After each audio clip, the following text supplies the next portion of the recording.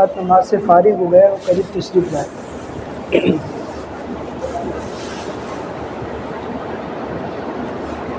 جن حضرات کی نماز ہو چکی ہے وہ قریب تشریف لے آئے۔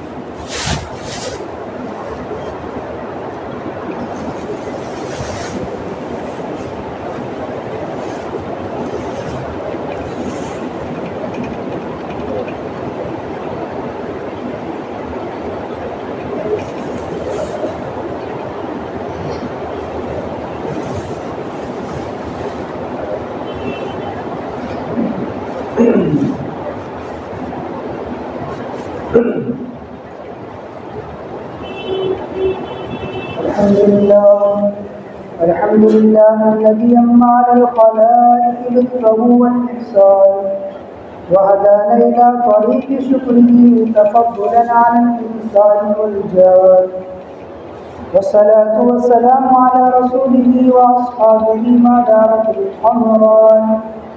أما بعد فأعوذ بالله من الشيطان الرجيم. بسم الله الرحمن الرحيم. اليوم أكملت لكم دينكم وأتممت عليكم نعمتي ورضيت لكم الإسلام دينا.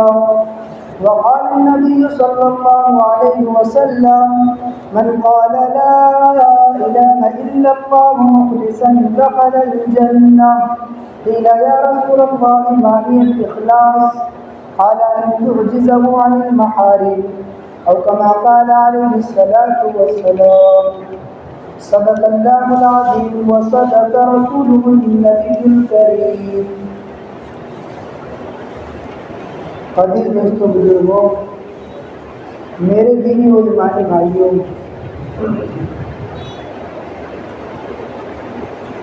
اللہ رب العزت کا احسان ہے کہ اللہ تبارک و تعالیٰ نے آج کے اس آفتاب کو اور آج کے سورج کو اس کی فرمانبرداری کے ساتھ غروب کیا ہے۔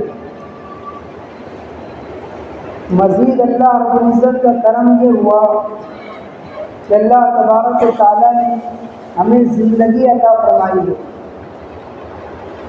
زندگی اللہ رب العزت کی نعمتوں کے اندر سے ایک عظیم نعمت ہے۔ بے شمار اللہ رب العزت کی نعمتیں ہیں، لا تعداد اللہ رب العزت کی نعمتیں ہیں۔ خود اللہ تبارک و تعالیٰ سورۃ النحل آیت 18 کے اندر فرما رہے ہیں: وَإِن تَعُدُّوا نِعْمَتَ اللَّهِ لَا تُحْصُوهَا.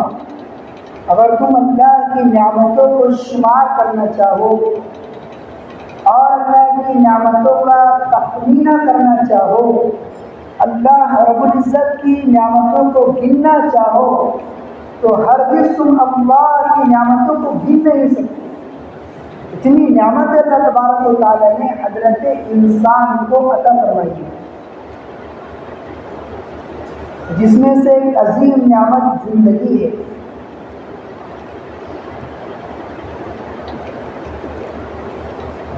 سورہ بقرہ میں اللہ تبارک و تعالیٰ فرما رہے ہیں: کیف تکفرون باللہ وکنتم امواتا فاحیاکم ثم یمیتکم ثم یحییکم ثم الیہ ترجعون. کیسے تم اللہ کی ناشکری کر رہے ہو، در حال یہ کہ تم بے جان تھے، تم مردہ تھے، ہم نے تم کو زندگی عطا فرمائی، فاحیاکم ثم یمیتکم، پھر ہم تم کو موت دے گے، ثم یحییکم، پھر ہم تم کو دوبارہ زندہ کریں گے اور دوبارہ اٹھائیں گے، اور اللہ رب العزت کی طرف تم کو لوٹ کر جانا ہے۔ مفسرین فرماتے ہیں کہ یہاں 2 مرتبہ فاحیاکم کا لفظ استعمال کیا گیا ہے۔ پہلے فا کا ہے لفظ احیا کے اندر، پہلی مرتبہ میں فا ہے اور دوسری مرتبہ میں سما ہے۔ فا اس بات کے اوپر دال ہے، اس بات کی دلالت کر رہے ہیں کہ جو ہم نے پہلی زندگی تم کو عطا فرمائی ہے، یہ زندگی مختصر زندگی ہے، یہ زندگی ختم ہونے والی زندگی ہے۔ دوسرے احیا میں سننا کا جو لفظ استعمال کیا گیا ہے قرآن مجید میں، وہ اس بات کے اوپر دلالت کر رہے ہیں کہ جو بعد کی زندگی ہے، دوبارہ اٹھانے کے بعد اللہ تبارک و تعالیٰ جو زندگی عطا فرمائے گے وہ لامحدود زندگی ہے، ہمیشہ ہمیشہ کی زندگی ہے۔ ایسی زندگی ہے جس کو کبھی ختم نہیں ہونا ہے۔ اس دنیا کے اندر بسنے والے بہت سارے انسان ہیں،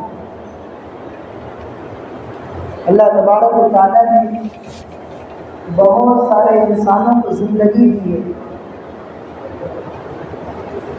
لیکن کامیابی والی زندگی اور کامرانی والی زندگی، فلاح و بہبودی والی زندگی انہی احباب کی ہے، انہی اشخاص کی ہے، انہی اقوام کی ہے، انہی لوگوں کی ہے جو اللہ کی اطاعت کے ساتھ، اللہ کی فرمانبرداری کے ساتھ اپنی زندگی کو گزارے۔ اس لیے کہ دین سراپا نام اطاعت کا ہے، دین سراپا نام فرمانبرداری کا ہے۔ خود اللہ تبارک و تعالیٰ فرما رہے ہیں اطیعوا اللہ واطیعوا الرسول واولی الامر منکم فإن تنازعتم فی شیء فردوه الی اللہ۔ والرسول کا لفظ بھی آئے کہ اللہ کی اطاعت کرو، اس کے رسول کی اطاعت کرو، اور جو تم میں سے امیر گردان دیا جائے، امیر بنا دیا جائے، اس کی اطاعت کرو، اس کی فرمانبرداری کرو۔ کب تک اس کی اطاعت کرنا ہے اور کب تک اس کی فرمانبرداری کرنا ہے؟ حتی تری کفرا بواحا، یہاں تک کہ تم صریح کفر نہ دیکھو۔ صریح کفر کسے کہتے ہیں؟ صریح کفر کہا جاتا ہے کہ ایک آدمی ہے وہ یوں کہہ رہے ہیں کہ بھائی 5 نمازیں فرض نہیں ہے، صرف 4 نمازیں فرض ہیں۔ ایک آدمی ہے جو یہ اعلان کر رہا ہے، یہ دعویٰ کر رہا ہے کہ 5 نمازیں فرض نہیں ہے، صرف 4 نمازیں فرض ہیں، جبکہ اللہ کا حکم نماز ہے۔ جناب رسول پاک علیہ السلام کا معراج سے لایا ہوا تحفہ 5 نمازوں کا ہے، واضح حدیث ہے، صاف قرآن پاک کی آیت ہے، لیکن وہ شخص کہہ رہا ہے کہ صرف 4 نماز،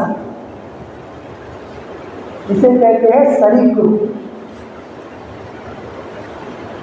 تو تب تک اس کی اطاعت کرنا ہے، تب تک اس کی فرمانبرداری کرنا ہے، اور اس کی اطاعت اور اس کی فرمانبرداری تمہارے اندر لازم ہے، تمہارے لیے ضروری ہے۔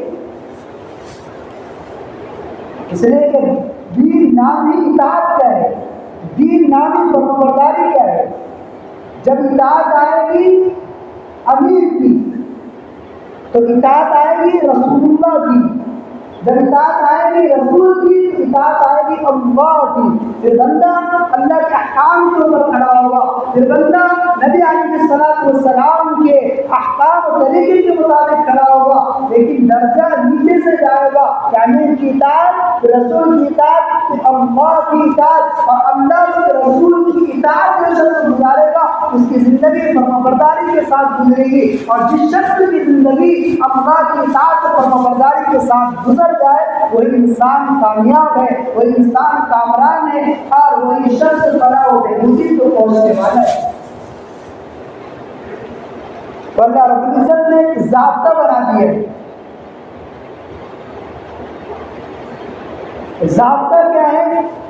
ضابطہ یہ ہے کہ اقیموا الدین، کہ دین کو قائم کرو اپنی ذات کے اندر بھی اور اپنے معاشرے کے اندر بھی، پورے عالم کے اندر بھی، کہ اپنی ذات سے لے کر پورے عالم کے اندر کس طریقے سے دین پھیل جائے، اپنی زندگی دین کے مطابق گزرے۔ بے شمار اقوام ہیں، بے شمار احباب ہیں، بہت سارے لوگ ہیں جن کو اللہ نے زندگی دی ہے، لیکن جن لوگوں کی زندگی دین کے مطابق ہے اللہ تبارک و تعالیٰ اس سے ہی کامیاب کریں گے۔ خود اللہ رب العزت فرما رہے ہیں ان الدین عند اللہ الاسلام۔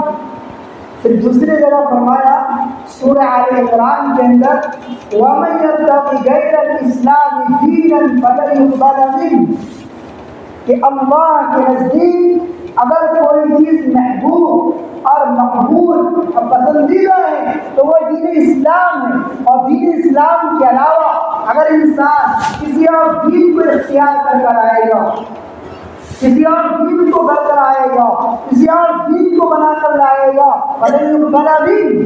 وہ دین اس سے ریجیکٹ کر دیا جائے گا، اس میں کامیابی اس کو نہیں ملے گی، اگر کامیابی ملے گی تو وہ دین اسلام کے اندر ملے گی۔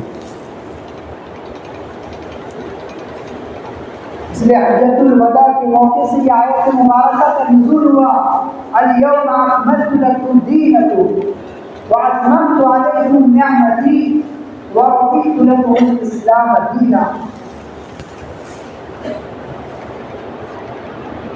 کہ ہم نے آپ کے دین کو مکمل کر دیا ہے، واتممت علیکم نعمتی، اور ہماری نعمتوں کو بھی آپ کے اوپر مکمل کر دیا ہے، وَرَضِيتُ لَكُمُ الْإِسْلَامَ دِينًا، اور تمہارے لیے جس دین کو پسند کیا ہے وہ دین اسلام ہے۔ کہ انسان کی زندگی دین کے مطابق گزرے گی۔ اور نبی علیہ السلام کے اوپر یہ آیتوں کا نزول اس وقت ہو رہا ہے جو حجۃ الوداع کا موقع ہے، آخری آپ کا خطبہ ہے، آخری آپ کا دور ہے، آخری مرحلہ چل رہا ہے، اور یوں کہا جا رہا ہے کہ دین کو تو ہم نے مکمل کر دیا ہے،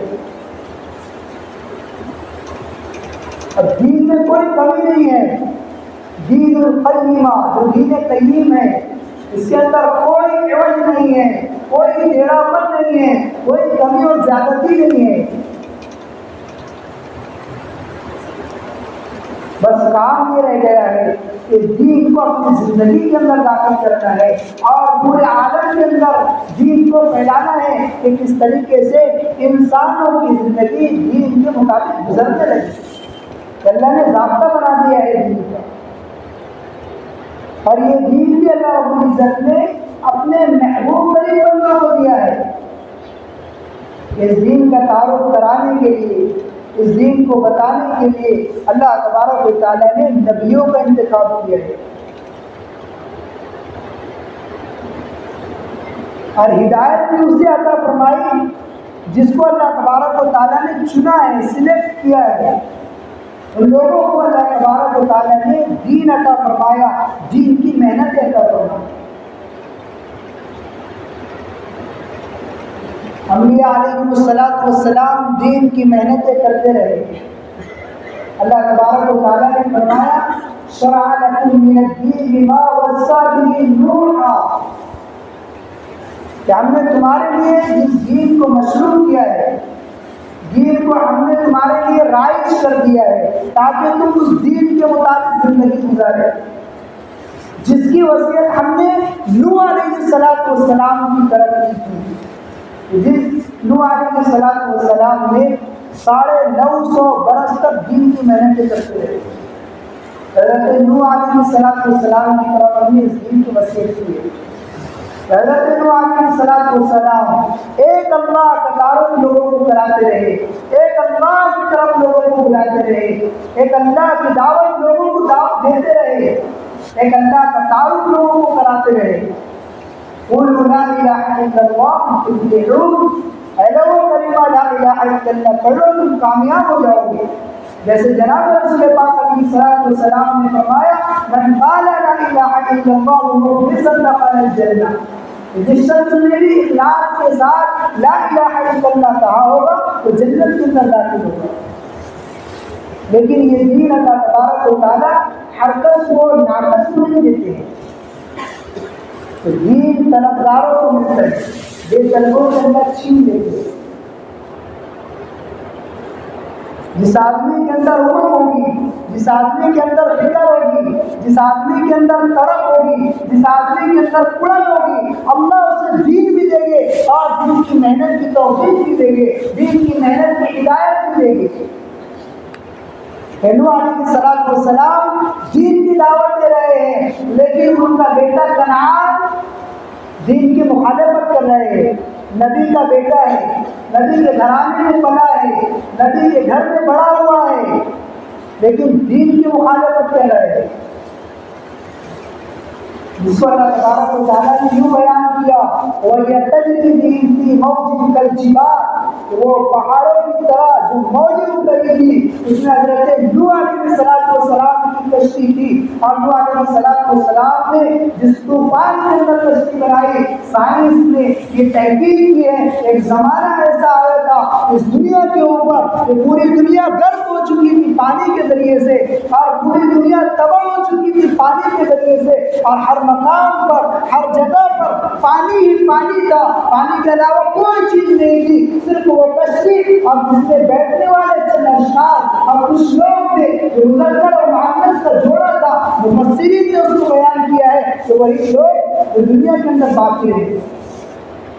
کشتی بنائی گئی تو لوگ تمسخر کرنے لگے، کشتی بنائی گئی تو لوگ ہنسی مذاق کرنے لگے اور اس کا مذاق اڑانے لگے، یہاں تک کہ بیٹا مخالفت کرنے لگا۔ تو کام کرنے والوں کے ساتھ مخالفت آتے رہے، نبی کام کر رہے ہیں، مخالفت گھر سے شروع ہوئی۔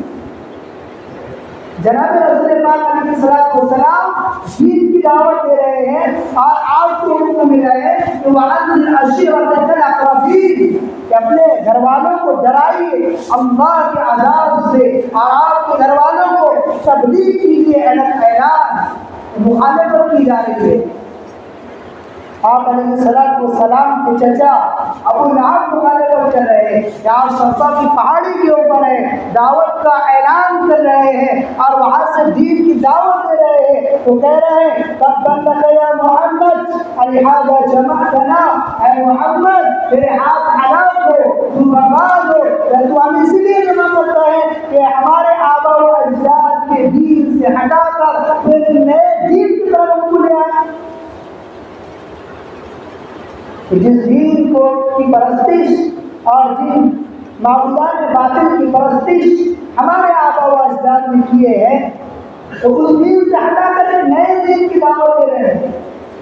جناب رسول پاک علیہ السلام نے کوئی انتقام نہیں لیا، کوئی بدلہ نہیں لیا، اللہ تبارک و تعالیٰ خود انتقام لے رہے ہیں، خود بدلہ لے رہے ہیں، اور فرمایا تبت یدا ابی لہب وتب ما اغنی عنہ مالہ وما کسب سیصلی نارا ذات لہب۔ ان الفاظوں کے ٹیمپریچر کو جب انسان دیکھتا ہے اور اس کے انداز کو جب انسان دیکھتا ہے، ایسا لگتا ہے کہ انتقام بڑے ہی خطرناک طریقے سے لیا جا رہا ہے۔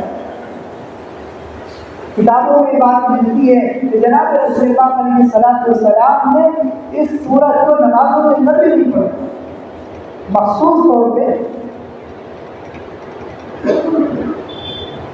علامہ ابن قیم رحمۃ اللہ علیہ نے لکھا ہے اس سورت سے آپ پہلے لفظ کل کا استعمال کیا گیا، قل یا ایھا الکافرون لا اعبد ما تعبدون، اور اس سورت کے بعد بالکل کا استعمال کیا گیا، قل هو اللہ احد اللہ الصمد لم یلد ولم یولد ولم یکن له کفوا احد۔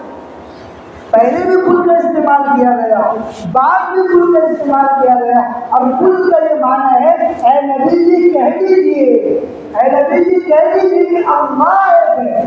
جب نبی علیہ السلام دین کی دعوت دے رہے ہیں تو لوگ کہہ رہے ہیں کیا نبی جی جس اللہ کا تم تعارف کراتے ہو، جس اللہ کی طرف تم بلاتے ہو، اس اللہ کا شکر ہے سب تو بنا دیجیے، اس اللہ کے مطابق ہمیں یہ تو بتا دیجیے کہ وہ کس کے بیٹے ہیں، ایسے دنیا کے اندر آئے ہیں، طرح طرح کے سوالات لوگ کرنے لگے۔ اس لیے قرآن مجید کا نزول 23 برس کے اندر ہوا ہے کہ جناب رسول پاک علیہ السلام جو دین کی دعوت دے رہے ہیں، اس دین کی دعوت میں جو مخالفت کی جائے گی، اس دین کی دعوت میں جو آپ کو اذیتیں پہنچے گی، اس دین کی راہ میں جو آپ کو صعوبتوں کو برداشت کرنا ہوگا، اس کے ذریعے سے آپ کو تسلی دی جا رہی ہے۔ نزول 23 سال کے اندر ہوا ہے، تو سورہ اخلاص کا نزول بھی اس وجہ سے ہوا کہ لوگ آپ کا اللہ تبارک و تعالیٰ کا آپ علیہ السلام سے شجر نسب مانگ رہے تھے کہ نبی بتائیے کہ اس کا شجر قسم کیا ہے؟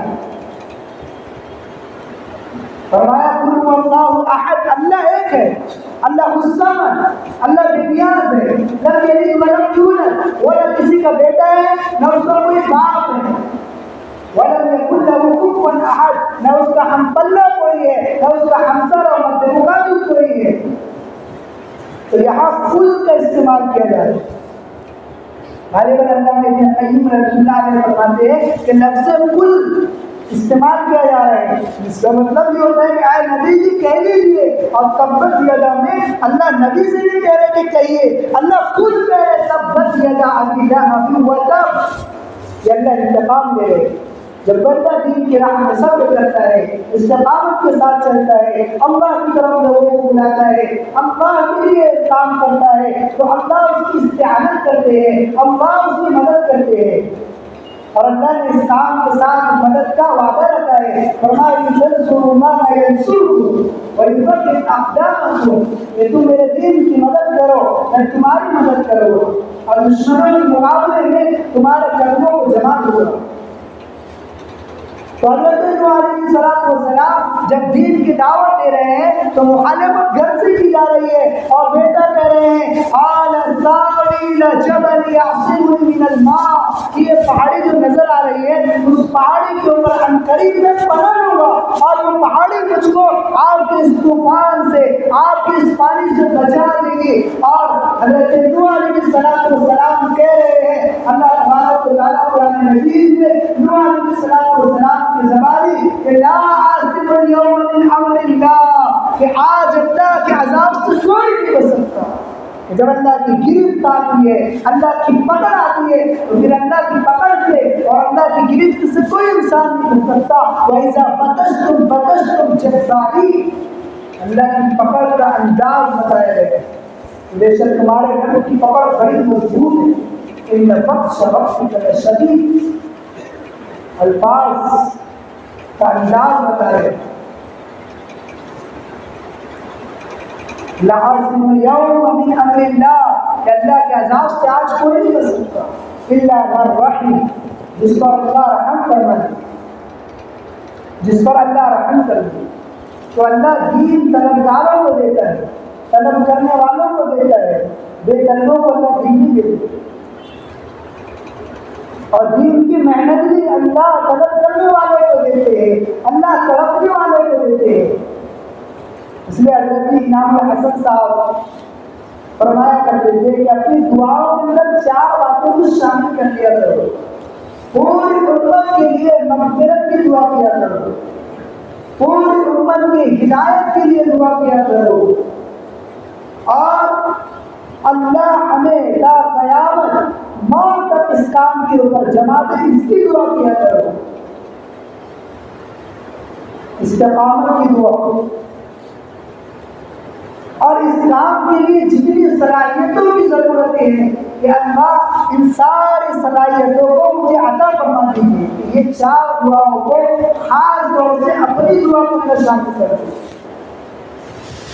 صحابہ کا یہی معمول تھا کہ جب دین کی دعوت دیتے فرسان باللیل فرسان بالنہار، کہ جن کے گھوڑے سوار ہوا کرتے تھے، جن کے گھوڑوں پہ سوار ہوگا الہی کلمت اللہ کیا کرتے تھے، اللہ کے کلمے کو بلند کیا کرتے تھے، اور رات کی مسلح سوار ہوا کرتے تھے، رات میں اللہ سے گڑ گڑا کر مانگا کرتے تھے۔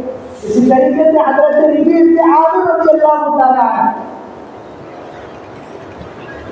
کہ رستم کے دربار کے اندر ہے، اور وہاں کھڑے رہ کے دعوت دے رہے ہیں اور کہہ رہے ہیں اللہ تعالیٰ لنخرج من شاء من عبادة العباد إلى عبادة الله، ومن عبادة الأصنام إلى عبادة الله، ومن جور الأديان إلى عدل الإسلام، ومن ضيق الدنيا إلى سعتها۔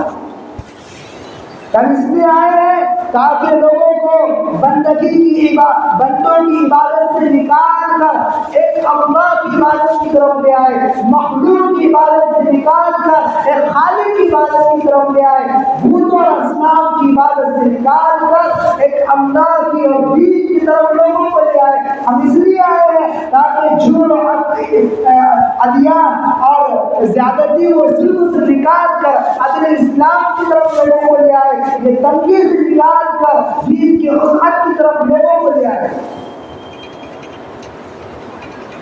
صحابہ دین کی دعوت دیا کرتے تھے، انسان بالنہار، دن کے گھوڑا سوار تھے، رات کے مسلح سوار تھے، اس لیے مسلح قلبی بھی ہو، ایک داعی کی مزاج میں مسلح قلبی ہو، مسلح ذہنی ہو، اس لیے کہ نبی علیہ الصلوۃ والسلام پورے عالم کی دعوت دینے کے لیے آئے تھے، اس لیے دعوت پورے عالم کے اعتبار سے ذکر کرے، اور پھر اس وقت عالم کے اعتبار سے پیدا ہوگی جب وسیع القلب ہوگا اور وسیع الذہن انسان کا ہوگا، تب عالم کی فکر لے گا۔ وسیع القلب اور وسیع الفکر، وسیع فکر کے ساتھ کہ سب کو سمانے کی، سب کو لے کر چلنے کا جذبہ، اور وسیع القلب کہ دل کے اندر سب کے لیے ہمدردی، سب کے لیے غمخواری، سب کے لیے رکوع اور درگزر کا معاملہ، کہ سب کو لے کر چلنا ہے۔ کسی سے کوئی غلطی ہو جائے اس کو چھوٹا بنا دینا، کسی سے کوئی غلطی ہو جائے تو اس کی غلطی پر غلطی کا مذاکرہ کرنا، یہ نبی علیہ الصلوۃ والسلام کی صفت ہے۔ اس لیے حضرت صاحب فرماتے ہیں کہ ہمارے یہاں غلطی پر غلطی کا مواخذہ نہیں ہے، غلطی پر غلطی کا مذاکرہ ہے۔ جیسے ایک شخص آیا مسجد کے اندر اور آ کر پیشاب کرنے لگا، صحابہ کھڑے ہو گئے، اسے ابھی نپٹا دے، اسے ابھی مار دے، ختم کر دے، اس لیے کہ پیادہ میں پسند نہیں تھی اور رسول اللہ صلی اللہ علیہ وسلم سے محبت تھی، مساجدوں سے محبت تھی۔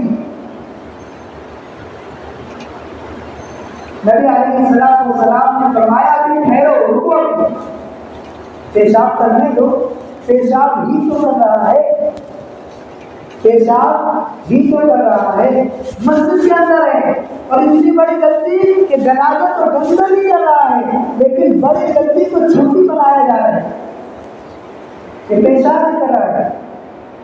اور پھر جب پیشاب ختم ہو گیا، آپ نے اس مسجد کی فضیلتوں کو بیان کیا۔ حضرت مولانا یوسف صاحب رحمۃ اللہ علیہ نے حیات الصحابہ کے اندر بھی اس کو نقل کیا ہے کہ غلطی پر غلطی کا مذاکرہ، نہ کہ غلطی پر غلطی کا مواخذہ، رکوع و درگزر کے ساتھ، ہمدردی اور غمخواری کے ساتھ۔ حضرت سلمان فارسی رضی اللہ تعالیٰ فارس سے آ رہے ہیں، دین کی طلب ہے، دین کی طلب ہے، دین کی فکر ہے۔ جس آدمی کے اندر طلب ہوتی ہے، جس آدمی کے اندر طلب ہوتی ہے، جس آدمی کے اندر فکر ہوتی ہے، کس طریقے سے بے دینی معاشرے کے اندر عام ہے، پورے گھروں کے گھر سو رہے ہیں فجر کی نماز میں، اللہ کے احکامات کو پامال کیا جا رہا ہے، جناب رسول پاک علیہ الصلوۃ والسلام کی سنتوں کو گٹر کی نالیوں میں بہایا جا رہا ہے، داڑھیوں کو واش کر کے، صاف کر کے۔ نبی علیہ الصلوۃ والسلام کا دین بک رہا ہے۔ حضرت ابوبکر صدیق رضی اللہ تعالیٰ عنہ فرمایا کرتے تھے، ایوب کا دین وانا حی، کہ میرے زندہ ہوتے ہوئے نبی علیہ الصلوۃ والسلام کا دین مل جائے، یہ بات پسند نہیں تھی کہ آج اللہ کے احکامات کی پامالی کی جا رہی ہے، تو ہمارے اندر طلب ہو، ہمارے اندر فکر ہو کہ کس طریقے سے بے دینی ختم ہو جائے اور دین کی فضا کیسے بن جائے، دین کا ماحول کیسے بن جائے۔ حضرت عمر رضی اللہ تعالیٰ طلب لے کر سوئے اور فکر لے کر سوئے، اللہ تبارک و تعالیٰ نے کلمات اذان خواب کے اندر سنا دی، اللہ اکبر اللہ اکبر، اشہد ان لا الہ الا اللہ، اشہد ان لا الہ الا اللہ، اشہد ان محمد رسول اللہ، اشہد ان محمد رسول اللہ، حی علی الفلاح، حی علی الفلاح، حی علی الفلاح، حی علی الفلاح، اللہ اکبر اللہ اکبر، لا الہ الا اللہ۔ یہ پورے 17 کلمات ہیں، اور احناف کے نزدیک، امام ابو حنیفہ رحمۃ اللہ علیہ کے نزدیک جو ہمارے ایمان ہیں مسلک کے اعتبار سے جن کے اتباع کرتے ہیں ان کی اذان بھی یہ 17 کلمات ہیں. ان کلمات کو اذان کے اندر دہرایا جاتا ہے. دیگر اماموں نے چند الفاظوں کو آگے پیچھے بھی کیا ہے. تو یہ اذان کے کلمات حضرت عمر رضی اللہ تعالیٰ عنہ کو سنائے گئے. اس وجہ سے کہ طلب تھی، مشورے کے اندر بیٹھے تھے اور تقاضا آیا، ایک امور پیش کیا گیا کہ دین کے لیے لوگوں کو کیسے بلایا جائے. کوئی کہہ رہے ہیں کہ ڈھول بجا کر بلایا جائے، کوئی کہہ رہے ہیں کہ بانسری بجائی جائے، کوئی کہہ رہے ہیں کہ آگ روشن کی جائے. نبی علیہ السلام نے اس امر کو معقول کر دیا کہ اس امور کو آئندہ لے گے، اس امور کو آئندہ لے گے. حضرت عمر رضی اللہ تعالیٰ عنہ فکر لے کر شروع ہوئے. اس لیے اللہ تبارک و تعالیٰ نے آج کی طرف پر وہ اذان کلمات آپ کو سنائے. اس لیے ہمارے اندر دین کی فکر ہو، مشورہ صرف رسمی نہ ہو، مشورہ صرف رواجت نہ ہو. وَشَاوِرْهُمْ فِي الْأَمْرِ یہ اللہ کا حکم ہے. نبی علیہ السلام کا دلیل اور آپ کی سنت ہے. ہماری ضرورت ہے کہ ہر کام مشورے سے طے کیا جائے گا، ہر کام مشورے کے ذریعے سے ہوگا. اب مشورے کے اندر بھی فکر ہو، دین کی فکر ہو، دین کس طریقے سے عام ہو جائے اس بات کی فکر ہو. جب آدمی فکر لے کر سوئے گا اللہ کام کو کھولے گی. جب آدمی تڑپ لے کر سوئے گا اللہ کام کو کھولے گی. اللہ تو اس سے کام لے گی. اللہ معاف کرے آج ہمارا حال بہت برا ہو چکا ہے. ہمارا کام ترقی کی طرف پہنچنا چاہیے نہ کہ تنزلی کی طرف.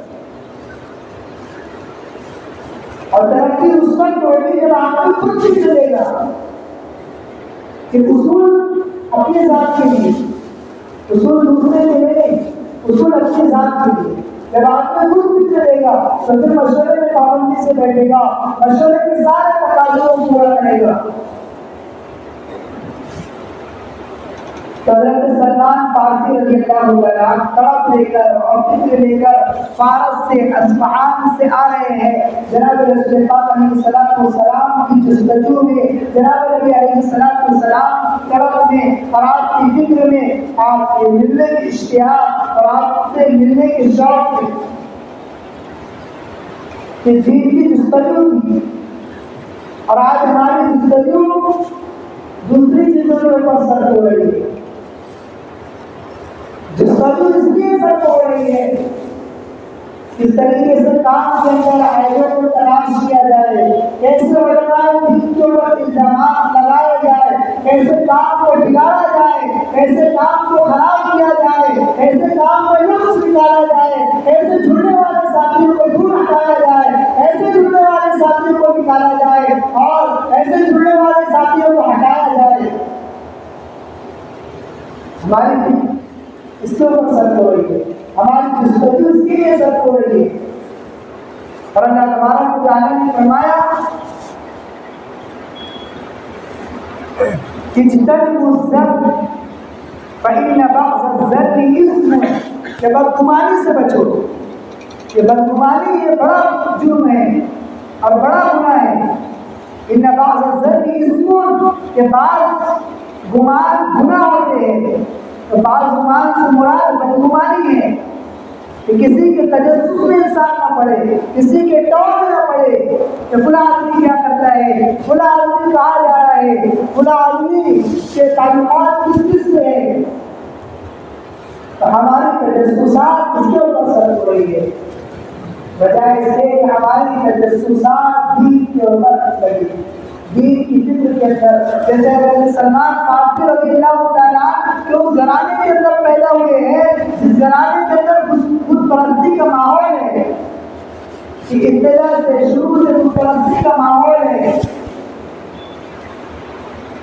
اور آنکھیں کھولے ہیں تو دیکھا ہے کہ لوگ بتوں کی پوجا کر رہے ہیں، آگ کی پوجا کر رہے ہیں، مجوسیوں کے گھر میں آپ کی پیدائش ہوئی ہے، پھر آپ بھی اسی کے اندر لگ گئے، لیکن چند دنوں کے اندر آپ کو بیزاری محسوس ہونے لگی۔ جب بیزاری آپ کو محسوس ہوئی تو آپ دین حق کی تلاش میں نکل گئے اور دین حق کی جستجو کے اندر نکل گئے، اور پھر آپ کو کئی مرتبہ غلام بنایا گیا، پھر آپ کسی نے آپ کو خریدا اور پھر کسی نے آپ کو بھیجا۔ بخاری کی روایت کے اندر ہے کہ 10 مرتبہ آپ کے ساتھ یہ معاملہ کیا گیا، بیچنے اور خریدنے کا معاملہ۔ تو آپ راغبوں کے پاس جاتے، اس زمانے کے دین کے جو راغب ہوا کرتے، راہب ہوا کرتے اور دین کو جاننے والے ہوا کرتے، ان لوگوں کے پاس بھی پہنچ جاتے اور ان لوگوں سے کہتے کہ بتاؤ کہ اب تمہارے بعد میں کس کے پاس جاؤں؟ تو وہ راہب کہتا ہے کہ خدا کے پاس چلا جانا۔ اس طریقے سے 3 مرتبہ آپ تبدیل ہو کر آتے راہب کے پاس جب پہنچے تو اس نے کہا کہ ایک محمد نامی آدمی آئے گا جس کے پاس دین حق ہوگا، بس آپ اسی کی جستجو کے اندر ایک یہودی شخص کے غلام بن گئے، اور آپ کھجور کے درخت کے اوپر سے کھجور توڑ رہے ہیں۔ 2 اشخاص، 2 لوگ نیچے کھڑے ہوئے گفتگو کر رہے ہیں کہ محمد نامی آدمی ہے جو اپنے دین کی تبلیغ کر رہے ہیں، اپنے دین کی اشاعت کر رہے ہیں، اور وہ مکہ سے نکل کر کوبہ کے قریب آ چکا ہے۔ حضرت سلمان فارسی رضی اللہ تعالیٰ عنہ نے سنا تو وہ تڑپ اور جستجو اور اس فکر میں فوراً ان کو نیچے لے آیا، کہنے لگے آپ کیا کر رہے تھے؟ ابھی اس بات کا تذکرہ کر رہے تھے اور اس سے گفتگو آپ کی ہو رہی تھی۔ لکھا ہے کتابوں کے اندر حضرت سلمان فارسی رضی اللہ تعالیٰ عنہ کے اوپر وہ دونوں اشخاص، وہ دونوں لوگ شرابہ ہو گئے، غصہ ہونے لگے اور بڑے ہی زور سے آپ کو تھپڑ رسید کر دیا، بہت زور سے آپ کو تھپڑ مارا، جا تو تیرا کام کر، تو غلام ہے، تو اس باتوں سے کیا مطلب؟ حضرت سلمان فارسی رضی اللہ تعالیٰ عنہ چلے، لیکن بات سننی تھی۔ آپ تازہ کھجوروں کو آپ نے لیا اور نبی علیہ السلام کے پاس میں پیش کر دیا۔ یہ کھجوریں ہیں جو صدقے کے لیے میں لے آیا ہوں، اسے قبول فرمانی۔ نبی علیہ السلام نے اسے دیا جو اتفاق کے اندر رکھا ہوا تھا، تمام صحابہ اور ساتھیوں کو بانٹ دی۔ نبی علیہ السلام کا معاملہ یہ تھا کہ جب صدقے کا مال آتا تو آپ صحابہ کو تقسیم کر دیا کرتے تھے، آپ صدقے کا مال نہیں کھایا کرتے تھے۔ تو راہب نے جو علامت ان کو بتایا تھا، حضرت سلمان فارسی رضی اللہ تعالیٰ عنہ سمجھ گئے کہ ایک جو علامت ہے وہ سچ ہو چکی ہے۔ پھر دوسری مرتبہ دوسرے بات کے اندر رکھ کر جب تازہ کھجور لے آئے اور وہ کھجوروں کو نبی علیہ السلام کے پاس پیش کر دیا،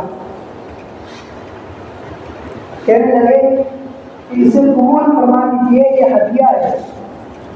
نبی علیہ السلام نے اسے قبول کیا اور خود بھی اس سے روش کیا اور صحابہ نے بھی تقسیم کیا۔ حضرت سلمان فارسی رضی اللہ تعالیٰ عنہ سمجھ گئے کہ دوسری علامت نبی ہونے کی دوسری علامت کی ظاہر ہو گئی، تیسری علامت کا موقع تھا۔ بعض مورخین نے یہ لکھا ہے کہ اسی وقت میں وہ علامت ظاہر ہو گئی تھی، یا بعد میں یہ لکھا ہے کہ آپ ایک پہاڑ کے دامن کے اندر چل رہے تھے اور ہوا بہت زیادہ چل رہی تھی اس وقت میں، تو حضرت سلمان فارسی رضی اللہ تعالیٰ تیسری علامت سے گفتگو میں تھے اور تیسری علامت کو دیکھنے کے اعتبار سے آپ کے ساتھ سفر کر رہے تھے، تو پہاڑ کے دامن کے اندر ہوا چل رہی تھی۔ نبی علیہ السلام سمجھ گئے، آپ کو علم ہو گیا، آپ نے فرمایا کہ سلمان جو علامتیں تو پوری ہو چکی ہے، اب تیسری علامت بھی پوری کر دو۔ تیسری علامت کیا تھی کہ مہر نبوت کو آپ نے کپڑا ہٹایا۔ حضرت سلمان فارسی رضی اللہ تعالیٰ نے جیسی مہر نبوت کو دیکھا فوراً اس کا پیسہ لے لیا، چھوٹ گیا۔ اس لیے نبی علیہ السلام نے بشارت دی کہ جو مہر نبوت کو چھو لے گا تو اس کے اوپر جہنم کی آگ حرام ہے۔ فرمایا کہ سلمان من اہل البیت، یہ بھی آپ کو بشارت دی کہ سلمان ہم سے ہمارے اہل بیت سے.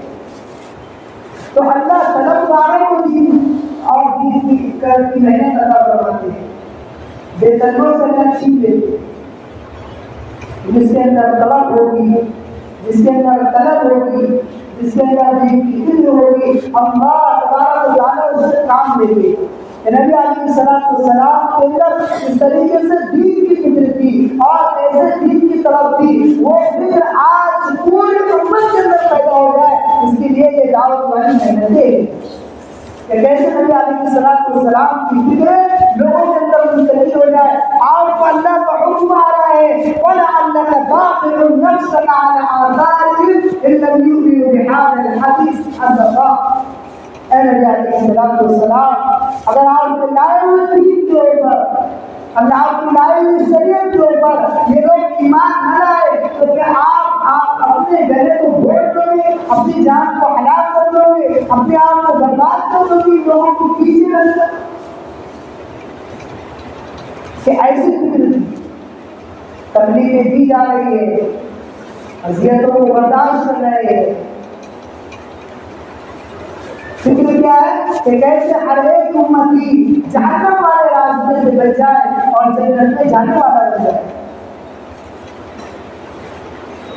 نبی علیہ السلام کا لایا ہوا دین کیسے ہر کچے پکے مقام کے اندر داخل ہو جائے. بس اسی فکر کے اندر آج ہم نے طائف کا سفر کیے اور قبیلے ثقیف سنے تو وہاں کے لوگوں نے اور قبیلے والوں نے انکار کر دیا، بات نہیں مانی، دعوت قبول نہیں کی گئی. اور یہ کہ عرب کا دستور ہے کہ مہمان نوازی کی جاتی ہے، وہ مہمان نوازی بھی نہیں کی گئی. اور بچے ظلم اور کہ آپ کے پیچھے آواز بچوں کو دوڑایا گیا اور ان بچوں نے آپ کے اوپر پتھراؤ کیے، پتھروں سے مارا گیا، جس کی وجہ سے جناب رسول پاک علیہ السلام کے جس میں اثر سے خون نکل رہا ہے اور اس خون کی وجہ سے آپ کے نالین مبارک، آپ کی جوتی مبارک خون سے لوہان ہے اور خون سے لطپت ہے اور خون سے بھری ہوئی ہے. پھر اللہ تبارک و تعالیٰ نبی علیہ السلام کو دیکھ رہے ہیں اور فرشتے آ رہے ہیں، جبل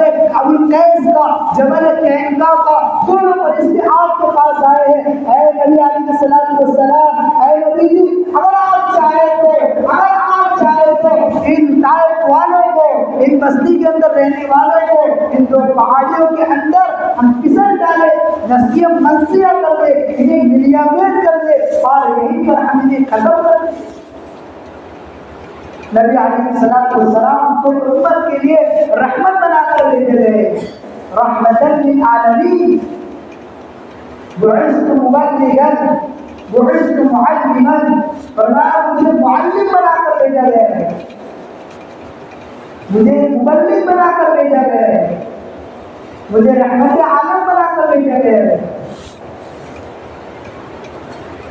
اور اللہ سے شکایت کرنے لگے، کمزوری کی، غلطی کی، اور اللہ سے دعائیں کرنے لگے. تو آپ کو اذیتیں پہنچائی جا رہی ہے، تکلیفیں پہنچائی جا رہی ہے، آپ اس کا سامنا کر رہے ہیں. حضرت صحابہ کرام رضی اللہ تعالیٰ عنہم کے دلوں کے اوپر جو محنت کی گئی، معمولان باطل کی محبت کو نکال کر ایک اللہ کی محبت ڈالی گئی. حضرت جعفر بن ابی طالب رضی اللہ تعالیٰ عنہ وہ دربار کے اندر ہے اور پھر وہاں کھڑے رہ کے دعوت دے رہے ہیں اور کہہ رہے ہیں کہ ایھا الملک کنا قوما اهل الجاہلیہ نعبد الاصنام ونأكل المیتۃ ونأتی الفواحش ونقطع الارحام ونسقي الجبال ويأكل القوي منا الضعيف فكنا على ذلك حتى بعث إلينا رسولا منا نعرف نسبه وصدقه وعظامه وعملته فدعانا إلى الله. دربار کے اندر ہے اور وہاں پر بادشاہ کو دعوت دے رہے ہیں اور کہہ رہے ہیں کہ اے بادشاہ سلامت، ہم ایسی قوم تھی جو جاہلانہ زندگی گزار رہے تھے اور ہمارے اندر یہ صفتیں تھی کہ نعبد الاصنام، ہم بتوں کی عبادت کیا کرتے تھے اور ونأكل المیت، ہم مردار کھا لیا کرتے تھے، ونأتی الفواحش، برے کام کیا کرتے تھے، ونقطع الارحام، قطع تعلق کیا کرتے تھے، اور اس نے سلوک کا معاملہ کسی کے ساتھ نہیں کیا کرتے تھے، ونؤذي الجوار، پڑوسیوں کے ساتھ بدسلوکی کیا کرتے تھے، اور پھر شمار یہ خصلتیں، یہ عادتیں، یہ بری چیزیں ہمارے اندر پیوست تھی، ہمارے اندر گڑی ہوئی تھی، وذالک ہم اسی عادتوں کے اوپر تھے، حتی بعث الینا رسولا منا، اللہ رب العزت نے ہمارے اندر سے ایک رسول کو ہم پر مبعوث کیا، ایک رسول کو ہماری طرف بھیجا، ودعانا الی اللہ، کہ اس نے ہم کو ایک اللہ کا تعلق کرایا، ایک اللہ کی طرف دعوت دی، ایک اللہ کی طرف بلایا، اس کے اتباع کرو، پاکدامنی کو، وصدق کرو، امانت کرو، اس کی امانت کو، اس کی سچائی کو ہم جانتے ہیں کہ نبی علیہ السلام کی جو فکر تھی وہ فکر صحابہ کے اندر مستقل ہوئی، اور پھر کام کیے ایسے جگہ کہ پوری بصیرت کے ساتھ دعوت دی، فرمایا اللہ تبارک و تعالیٰ نے ہذہ سبیلی ادعو الی اللہ، یہ میرا راستہ ہے، میں پوری بصیرت کے ساتھ اللہ کی طرف لوگوں کو بلاتا ہوں، اور میں ہی نہیں، انا ومن اتبعنی، کہ میں بھی اور جو لوگ میری اتباع کرتے ہیں، میری پیروی کرتے ہیں، جو لوگ اللہ کی طرف میرے ساتھ لوگوں کو اللہ کی طرف بلاتے ہیں، وہ لوگ بھی بڑی ہی بصارت کے ساتھ میں لوگوں کو اللہ کی طرف بلاتے ہیں اور دعوت دیتے ہیں۔ تو اس کام کو پوری بصیرت کے ساتھ کرے، پورے اعتماد کے ساتھ کرے، اللہ نے وعدہ رکھا ہے نصرتوں کا، اللہ نے وعدہ رکھا ہے مددوں کا، اللہ نے وعدہ رکھا ہے برکتوں کا، اللہ نے وعدہ رکھا ہے خاتمہ کی ایمان کا، وہ اسی کام کے اوپر رکھا ہے۔ ہم جس مقام کے اوپر ہے، جس بستی کے اوپر ہے، اگر اپنے مقام پر کام کر رہے ہیں پوری بصیرت کے ساتھ کرے، اگر ہم خروج کر رہے ہیں وہاں بھی پوری بصیرت کے ساتھ کام کرے، اس فرض پر اور اس نہج پر اور اس طریقے پر جس پر نبی علیہ السلام نے اور صحابہ نے کام کیا ہے۔ اس لیے بتائے کہ کون لوگ بیرون میں جانے کے لیے تیار ہے،